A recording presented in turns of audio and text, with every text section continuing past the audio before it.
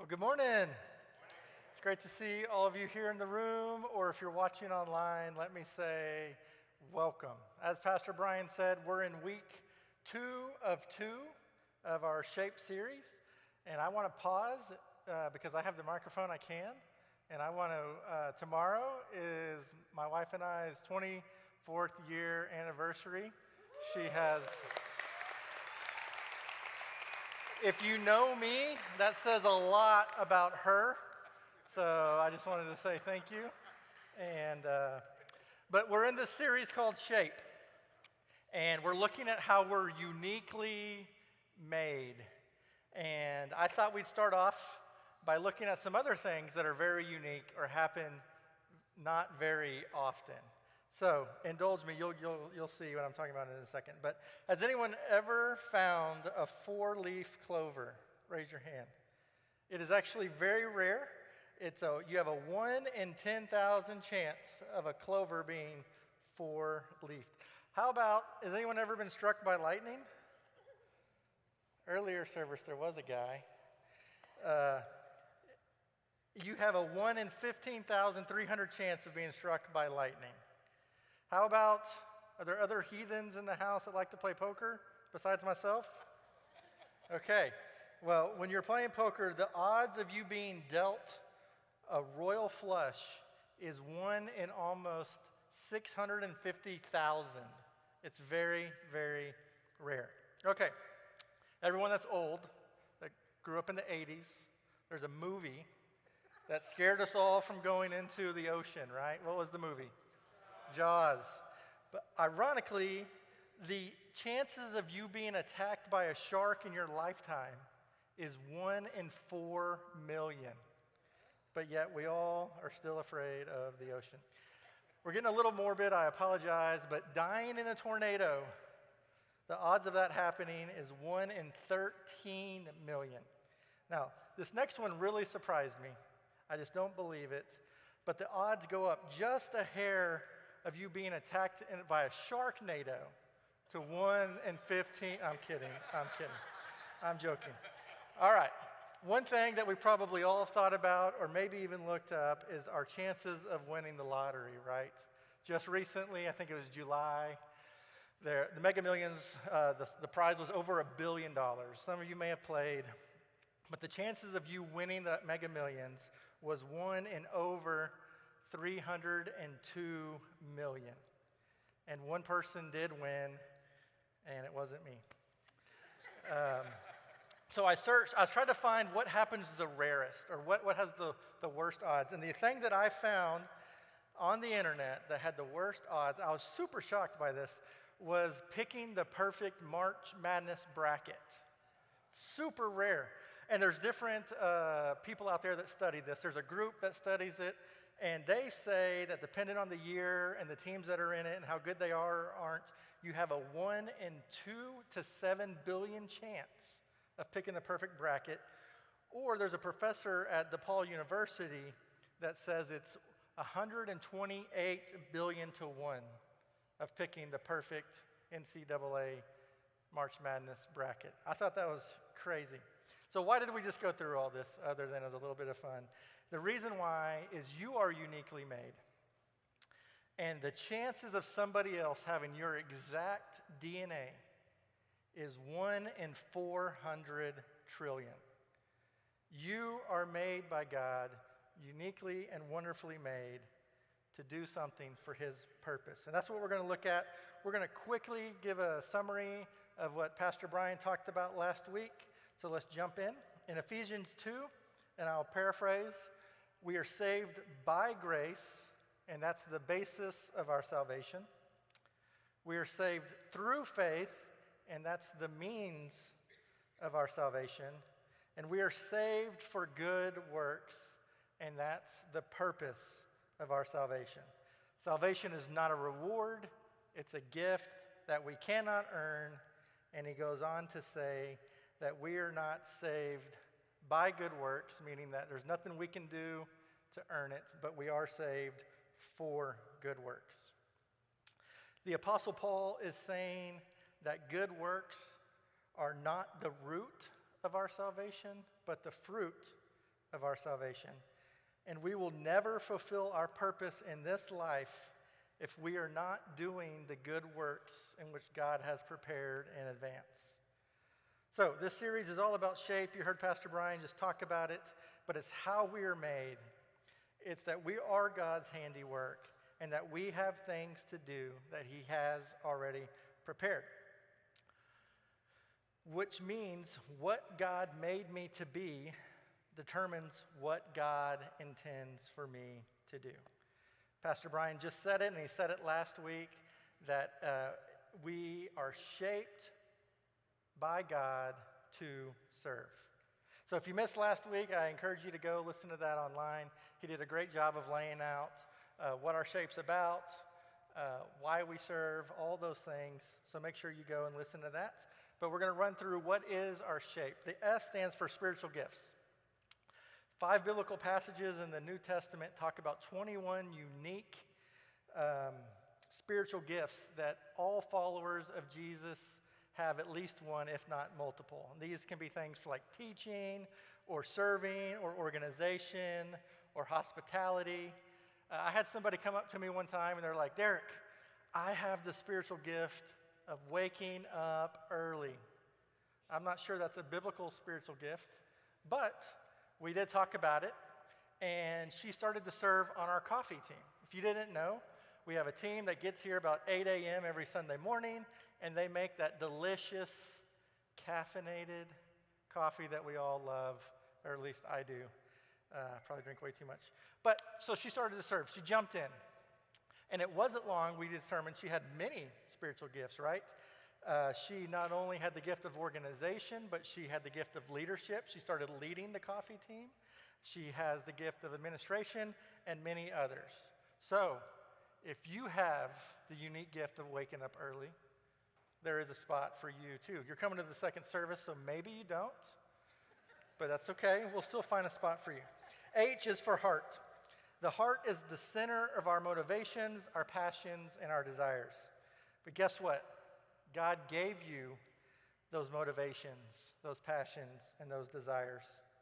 A is for ability. These are the talents that you were born with or the skills that you have developed over your lifetime. And P is personality.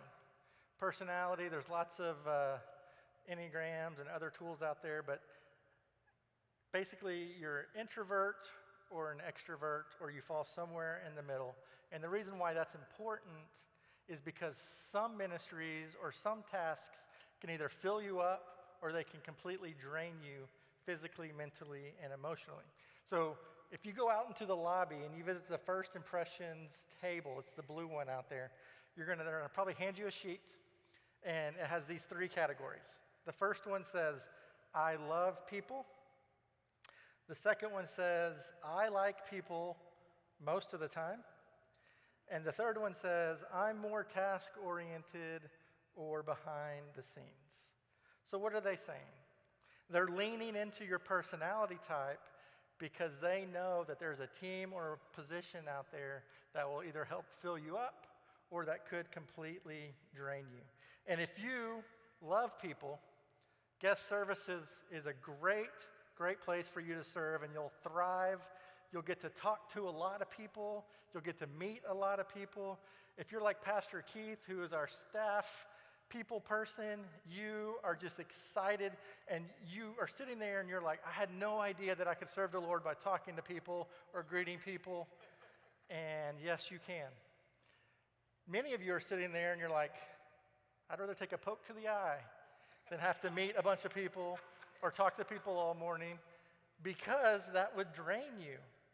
And that's what the First Impressions team is saying, is depending on how you're made, depending on how you're shaped, depending on your personality, there's a place for you to serve that can either be more up front, more behind the scenes, or a good mix of the two. And that's true with any of our ministries. All of our ministries have the areas where you can serve that could be more up front or more behind the scenes or a mix. Last is E for experience. This is often overlooked, but it is one of the most important aspects of our shape. And these are gained through the school of hard knocks, or by watching others, or it could be the cards that we are dealt, choices we've made, or even the harmful things that happened to you that you did not choose. So going back to the First Impressions team, the people that I probably love the most that joined this team are either new to our church or they're new to their faith. And the reason why is because they know what it feels like to church hunt, or they know what it feels like to walk into a place that they think they don't belong. They know if they were greeted well and if they felt at home, or they know if they felt like an outsider, if they were uncomfortable, or if they were overlooked. So if you are new to Life Church, you are valuable because you saw how we treated you. And if we treated you well, you will do the same for other guests that come onto our campus. If we didn't treat you well, most of you will do the exact opposite to make sure nobody else feels that way when they come to Life Church. This is so true across all of our ministries as well. If you're an empty nester, you might be bragging about your kids and whether they're off at this college or that college. Maybe they started their career. Maybe they've started a family. Or maybe you sit at home with your spouse in the quiet and you're like, I have no idea how we survived those teenage years. But either way, you have knowledge, empathy, lessons to share, not only with our students, but with our student ministry. And again, it could be everything what not to do, but it is still so valuable and it is still so needed. Last week, Pastor Brian said that your misery just might be your ministry. So all of these things make up our S.H.A.P.E, and you heard him talk about it. Take the S.H.A.P.E assessment. And I heard him. Some of you might be doing it right now. You're probably about done. But feel free to do that. If you're watching online, it's in the link online. Of course, it's in the QR code around you. If you're on the app, it's on the homepage. It's under Next Steps.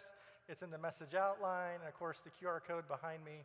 You can also, after this, jump online to our website, and a link to the assessment is there as well. It takes about 15 or 20 minutes, but you will learn your S.H.A.P.E and how you're uniquely made.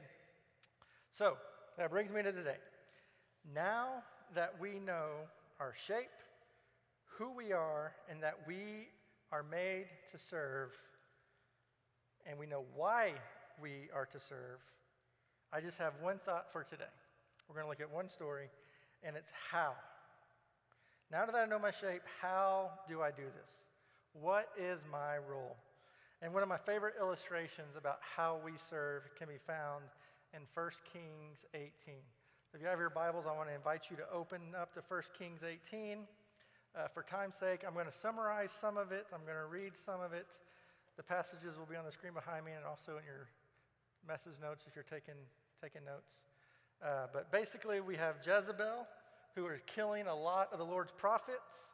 We have a guy named Obadiah, who's a servant of the Lord and the servant of the current king, Ahab, and he's hiding prophets in caves. And then we have 450 prophets of Baal who say that Baal is the one true God. So that kind of sets the stage for where we are at in Israel at this time. And Elijah talked to King Ahab, and he said, bring all the people of Israel and the 450 prophets of Baal and bring them to Mount Carmel. And we're going to have a duel in the desert. They're going to have a throwdown. And that's where we pick up our story in verse 21. Elijah went before the people and said, how long will you waver between two options? If the Lord is God, follow him. But if Baal is God, follow him. But the people said nothing. Then Elijah said to them, I am the only one of the Lord's prophets left, but Baal has 450 prophets. Get 2 bulls for us. Let the Baal prophets choose one for themselves, and let them cut it into pieces and put it on the wood, but not set fire to it. I will prepare the other bull, and I will put it on the wood, but not set fire to it. Then you call in the name of your God, and I will call in the name of the Lord, the God who answers by fire. He is God.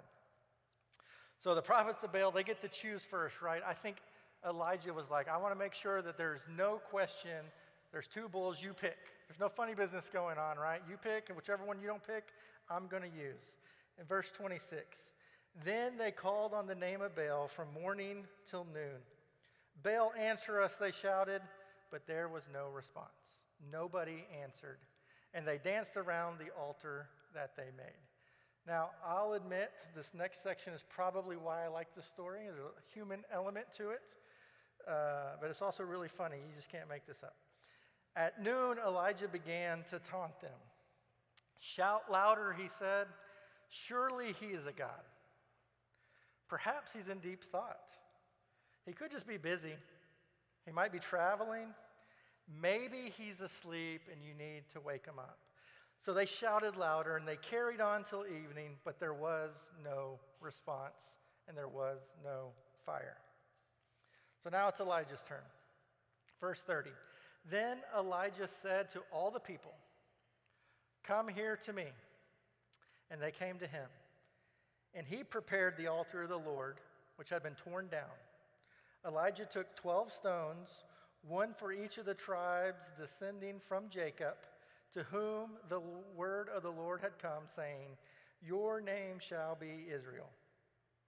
With the stones he built an altar in the name of the Lord, and he dug a trench around it large enough to hold 2 seers of seed.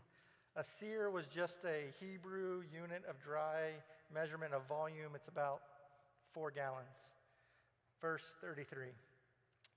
He arranged the wood, he cut the bull into pieces, he laid it on the wood, and then he said to them, fill 4 large jars of water and pour it on the offering and the wood.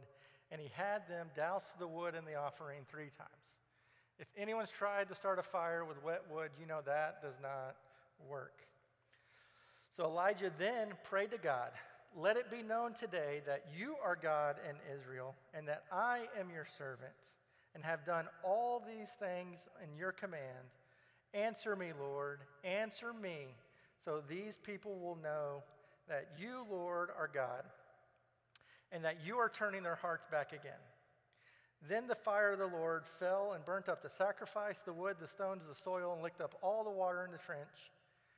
And then when all the people saw this, they fell prostrate and cried, the Lord, he is God. The Lord, he is God. So there's so much that we can learn from this story. And I'm going to warn you up front, okay, that I'm going to get very technical. There's going to be some very high-level theological words that you may not understand, but stay with me because we'll get there. And the first high-level thing that we can learn from this story is humans do human things. I know, that's way up there. Sometimes we make it way harder than it is, but humans do human things. Even though Elijah was a prophet, he did what a human could do. He was not supernatural, and neither are we. But he carried and stacked stones. He dug a trench. He cut up a sacrifice. He carried and pulled water, and he prayed to God. And that's exactly what God is calling us to do.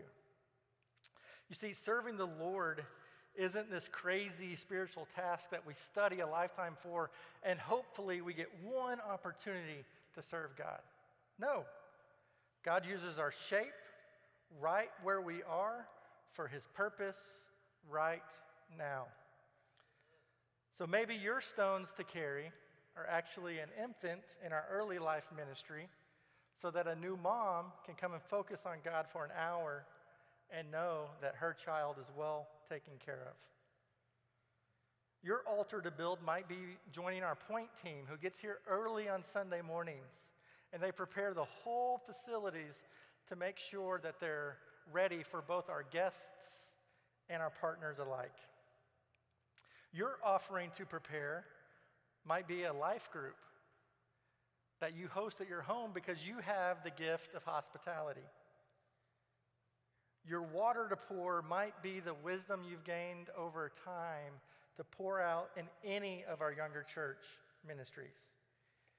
Maybe your burden for prayer is exactly that, and your ministry is to lift up the staff, the leaders, the attendees, the students, the kids, our community, to the one God who can change hearts, who does forgive sins, and redeems lives.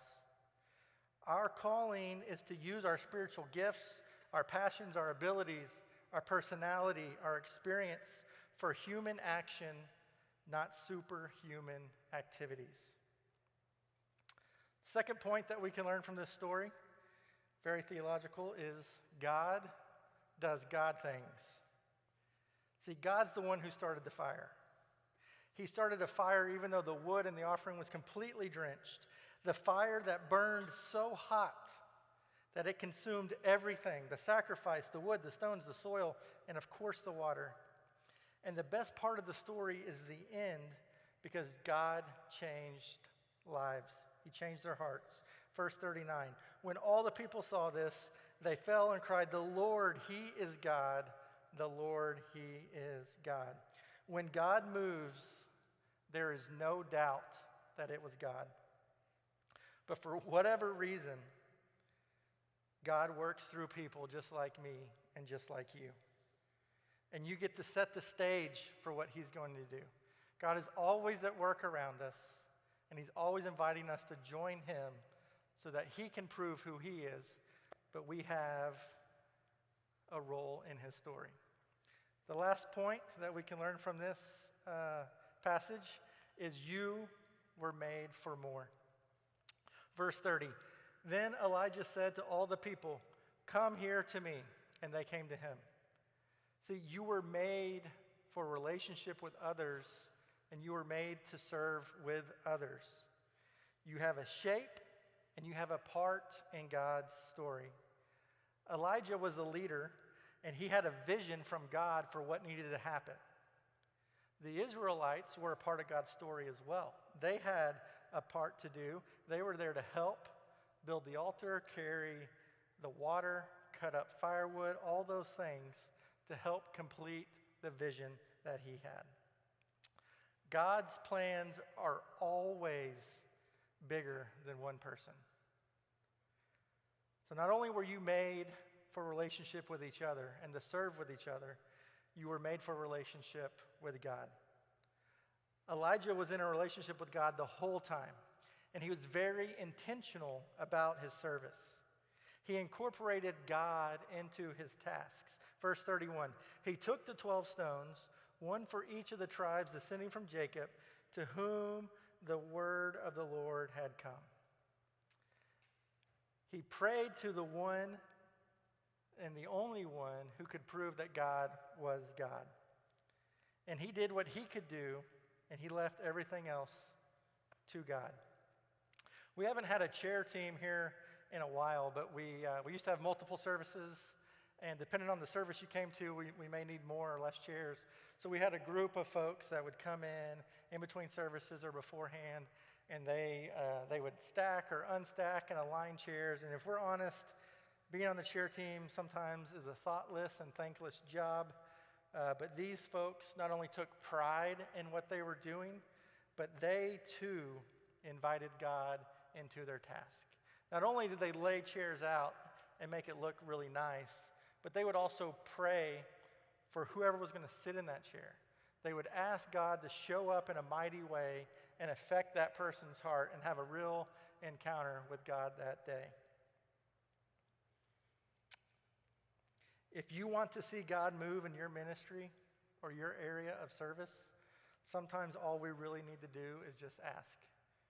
We just need to pour our hearts out to Him, tell Him what's on our mind, and let God be God. As volunteers, we can help others meet God, but we let God be God. We do what we can by getting up early, by making coffee, by teaching kids, by serving in our AVL ministry, by smiling, investing in our youth, cooking or providing food for others, or simply opening a door. And then we let God be God. We, like Elijah, set the stage for God to change lives. God does not need us, but God uses us. So let's set the stage and see what God does, not only at Life Church, but in our community and in our world. When we say yes to his calling, when we use our abilities and are intentional about our tasks.